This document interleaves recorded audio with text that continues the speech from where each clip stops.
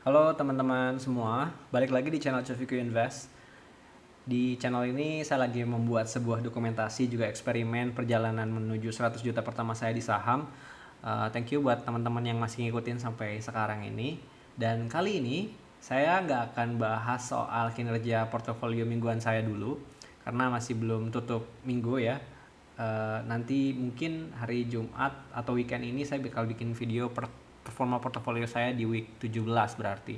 Ya saya nggak tahu, nggak terlalu optimis juga bakal positif karena lagi nyangkut di ABMM. But ya kita lihat aja nanti.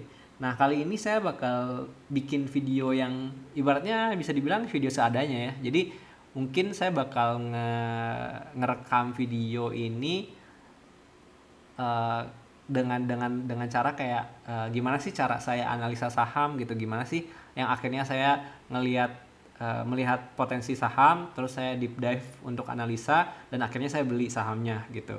Nah saya ambil contoh ini saham yang baru saya beli di minggu ini. Again ini bukan ajakan untuk membeli atau pom-pom saham ya, jadi disclaimer on gitu.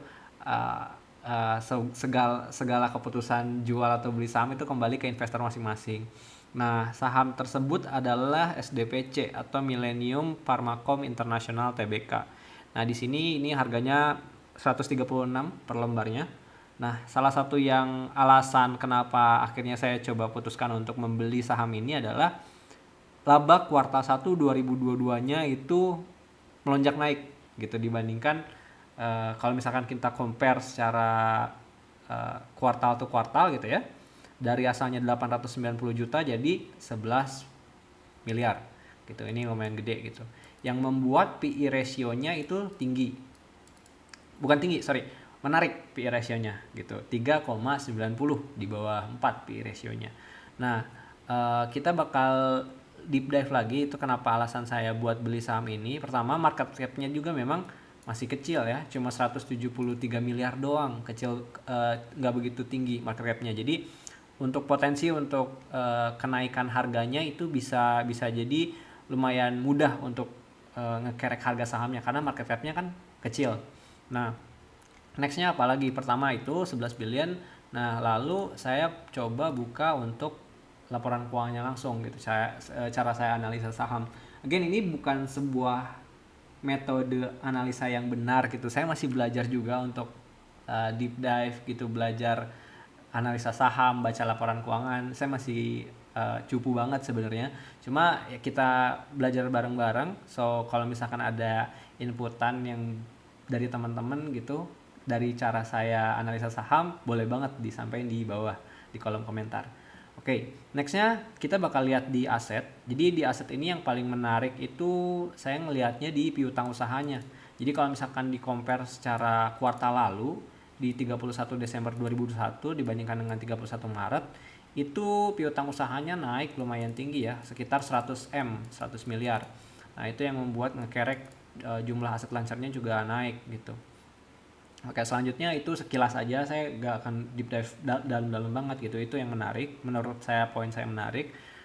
Dan lalu kita masuk ke liabilitas. Jadi liabilitas itu memang utang banknya lumayan tinggi ya. Utang banknya itu sekitar 500 miliar. Cuma kalau misalkan dibandingkan dengan jumlah aset lancarnya itu nggak ya masih terhitung aman lah menurut saya gitu. Jadi ini ada kenaikan sekitar 20 M dari asalnya 45,4 sampai ke 47,5 M. Nah, ini jumlah liabilitas jangka pendeknya hampir 1 triliun. Nah, di sini ada piutang usaha ya. Sorry, bukan piutang usaha, utang usaha. Jadi utang itu ada dibagi beberapa dan yang sebenarnya yang cukup bisa dibilang perlu diperhitungkan adalah utang-utang yang bisa berkembang atau berbunga. Itu utang berbunga yang sebenarnya agak memberatkan perusahaan gitu. Nah, salah satunya adalah utang bank. Kalau utang usaha itu tidak berbunga. Nah, jadi di sini kita lihat utang usahanya naik ya, sekitar 50 M, 50 miliar. Oke, itu dari liabilitas. Terus nextnya kita lihat ke penjualan netonya. Ini yang lumayan menarik karena dibandingkan dengan kuartal sebelumnya 31 Maret 2021 itu naiknya cukup signifikan atau hampir sekitar ya 130 M lah ya, 130 M gitu di sini. Jadi kenaikannya lumayan tinggi gitu. Nah, di sini beban pokok penjualannya tentu jadi naik juga gitu, karena memang penjualan netonya naik. Nah, kita bakal cari tahu nih penjualan netonya tuh dari mana gitu. Nah, ini ada laba brutonya, jadi laba brutonya juga jadi naik, yang asalnya 55M jadi 69M. Selanjutnya kayak beban umum, administrasi, pendapatan operasional lain-lain, beban operasi lain-lain, ada laba usahanya itu dari di 20M. 11 yang asalnya 11 miliar di kuartal 2021, kuartal 1 2021 jadi 24M. Nextnya kita lihat laba per sahamnya gitu. Laba per sahamnya ternyata 8,72. Jadi ini yang dinamakan earning per share. Kalau misalkan teman-teman lihat di metriknya Stockbit ya, earning per share-nya 8,72. Dibandingkan kuartal 1 2021 itu hanya 0,70 rupiah. Ini salah satu hal yang bikin saya tertarik sama saham ini. Nextnya apalagi? Kita bakal cek dulu nih penjualan netonya. Nah, jadi kalau baca laporan keuangan itu kan ada catatan kakinya ya. Nah, catatannya itu di nomor 19. Kita scroll cari ke nomor 19, kita 19. Oke, nah di sini. Jadi ada obat resep, ada alat kesehatan, ada obat non resep gitu. Jadi untuk teman-teman yang belum tahu, SDPC ini kan bergerak di sektor farmasi ya. Dan kalau misalkan industri farmasi itu, kalau misalkan dilihat dari laporan keuangan beberapa emiten farmasi gitu, memang sedang cukup baik performanya gitu sektor farmasi ini. Nah, ternyata SDPC terdampak juga berita baik tersebut gitu. Obat resepnya naik, penjualan obat resepnya naik, alat kesehatannya naik, ada obat non resepnya juga. Obat non resepnya ternyata turun gitu. Cuma majority omsetnya itu dari obat resep dan alat kesehatan. Nah, kalau misalkan kita cek lagi sebenarnya kayak gimana sih pendapatannya datangnya dari mana? Ternyata kita lihat dari piutang usahanya kan. Kita balik dulu ke atas, ke aset. Nah, piutang usaha, catatan kakinya nomor 5 yang asalnya 440 miliar jadi 546 miliar. Jadi lumayan naik.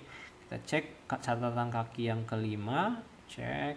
Nah, ini piutang usahanya. Jadi banyak berdasarkan pelanggan. Jadi banyaknya itu adalah ternyata di rumah sakit sama apotek. Gitu. Dari rumah sakit sama apotek. Jadi kalau misalkan dibandingkan dengan Sido Muncul yang jualan tolak angin, ini masih jauh sebenarnya gitu. Karena pendapatannya ini masih dari kebanyakan rumah sakit dan apotek gitu. Bukan kalau misalkan Sido Muncul kan mungkin dari kita dekatnya dengan supermarket ya, beli yang dekat toko-toko terdekat gitu. Bukan langsung ke rumah sakit gitu. Dan ya, itu ternyata piutang usaha dari SDPC ini gitu.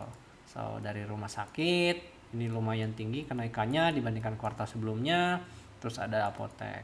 So, ya dari geografisnya itu banyaknya di Jawa sama Sumatera. Jadi produk-produknya itu di Jawa dan Sumatera. Dan ya mungkin segitu aja untuk video kali ini emiten SDPC. Kalau misalkan kita lihat dari metrik lainnya ya, price to book value-nya masih di bawah 1, masih ya terhitung murah, cukup murah. Return on equity-nya ya nggak terlalu bagus-bagus amat atau gimana, masih kecil 7,97%. Yang menariknya adalah untuk nunggu laporan keuangan kuartal selanjutnya. Apakah bakal lebih tinggi dibandingkan kuartal 1 2022? Itu yang kita bakal tunggu gitu. Hopefully punya kinerja yang bagus di kuartal berikutnya ya. Dan ya saya percaya kalau misalkan harga saham itu nggak akan ngebohongin kinerjanya sih. Kebanyakan tuh kalau misalkan ada saham salah harga tuh saya yakin more likely bakal terapresiasi. Nah, mungkin segitu aja video kali ini. 9 menit doang. Let's see, kita lihat dulu sisi teknikalnya sebentar ya. Kita lihat dulu teknikalnya sebentar. Ini Nah, di sini sahamnya sebenarnya sepi, kehitungnya sepi, dan jumlah net volumenya juga setiap hari itu cuma ya 100 juta, kecil banget gitu. Cuma ya memang saham-saham seperti ini biasanya sepi gitu, nggak begitu liquid gitu ya. Nah, di sini ada sempat bagi dividen Rp1 doang, nggak begitu menarik. Tapi kalau misalkan kita lihat cek di volumenya ini baru mulai ada beberapa ya dari 7 Mei ya, dari 7 Mei mulai ada sedikit kenaikan volume gitu, volume. Nah, gitu sih paling dari segi teknikalnya gitu. Saya nggak tahu ini bakal terapresiasi kapan. Jadi ya saya tunggu aja mungkin. Saya juga nggak tahu ini hold sahamnya sampai kapan gitu, akankah terapresiasi atau enggak. Ya udah sih pokoknya. So ya itu aja mungkin video kali ini. Saya bakal uh, tutup dengan disclaimer bahwa video ini saya buat sekedar untuk uh, sharing juga gitu, sebuah emiten, bukan sebuah ajakan untuk membeli atau menjual. Cuma di video ini sedikitnya cara saya menganalisa saham, cara saya eh, akhirnya mencari potensi-potensi saham gitu ya yang saya akhirnya beli gitu, dan saya dapetin convictionnya buat beli. Dan ya mungkin segitu aja, mungkin saham SDPC saya nggak tahu ini bakal dikerek sampai kapan, but ya kita lihat aja nanti ya. So itu aja video kali ini, thank you buat yang udah nonton, jangan lupa di subscribe dan like videonya. Kalau misalkan mau debat-debat atau mau sharing-sharing juga bisa, saya tunggu di kolom komentar, insya Allah saya balas. So ya, sampai jumpa di video selanjutnya ya, take care semuanya, bye bye.